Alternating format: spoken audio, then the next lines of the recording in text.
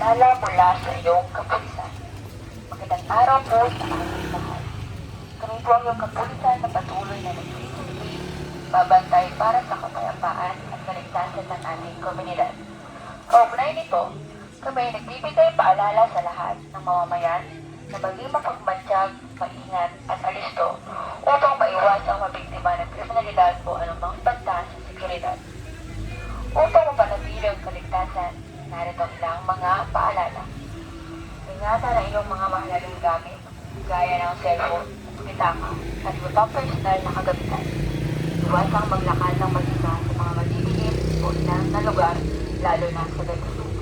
Huwag maingat sa pakikitungo sa mga hindi kakilalang individual at umiwas sa mga kahinahinalang tao.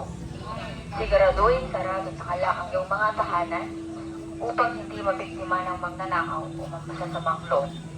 Ipagbigay alam kaagad sa pinakamalapit na himpilan ng pulis o tumawag sa 911 para sa agarang aksyon kung may mapansin kahinahinalang tao o aktibidad. Ang iyong pagkikisa at kooperasyon ay mahalaga upang mapanatili ang kapayapaan, kaayusan at kaligtasan ng ating komunidad.